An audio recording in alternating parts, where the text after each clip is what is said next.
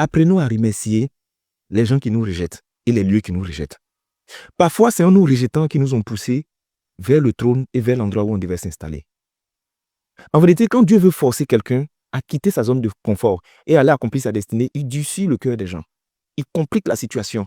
L'environnement devient hostile. Tu te lèves un matin et puis les gens t'en veulent, les gens t'attaquent. Les gens qui étaient cléments et gentils avec toi, un coup, leur visage change. Toi-même, tu ne comprends pas ce qui se passe. Et tu t'assois, tu te dis, mais qu'ai-je fait pour mériter ça? Non, tu n'as rien fait. C'est ce que tu dois faire qui te crée des problèmes. Parce qu'en vérité, Dieu sait que si on te laisse là, tu ne vas jamais te bouger. Est-ce que tu sais que quand tu forces trop pour être à une place, souvent c'est parce que tu n'es pas assorti à cette place-là. Il y a des gens qui sont nés dans certaines familles, mais qui ne sont pas faits pour rester dans la famille. Ils sont nés dans la famille parce qu'il fallait qu'ils naissent quelque part.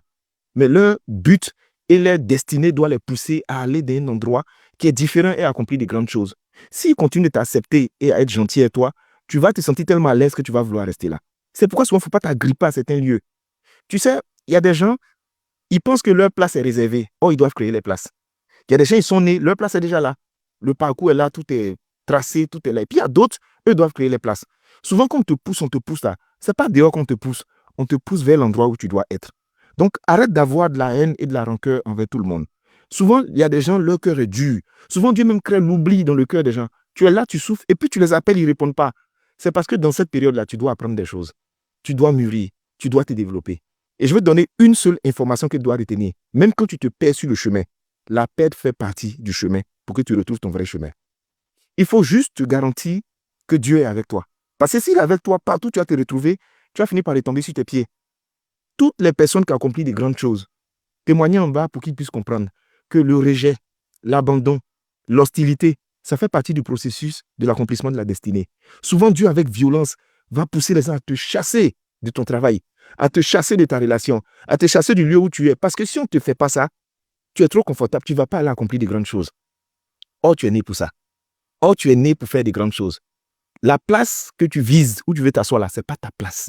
La place, ça ne t'appartient pas. Tu dois créer une place quelque part là-bas. Tu dois t'installer là où les autres ne sont pas entrés.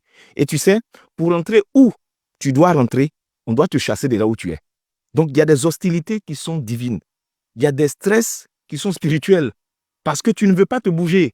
Et si on ne casse pas le nid où tu dors, tu ne vas pas aller construire ta résidence. C'est pourquoi il y a la pression qui va venir un moment. Mais au milieu de la pression, apprendre des leçons. Apprendre l'humilité, apprendre à comprendre pourquoi tout ça s'est fait. Parce qu'il y a toujours un jour où tu t'assois et tu comprends les douleurs, tu comprends les problèmes que tu as connus. Tu comprends que c'était la main de Dieu qui était en train de travailler, mais cette main-là ressemblait à la main d'un ennemi.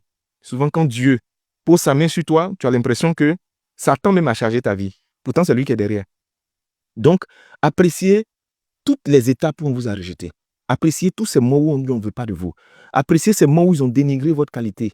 Parce que simplement, votre valeur doit être placée quelque part de plus grand, de plus majestueux, de plus glorieux. Embrassez votre destinée. Acceptez de payer le prix pour devenir grand, parce que ça fait partie de ça. Et le rejet, c'est parfois une bénédiction qui est voilée.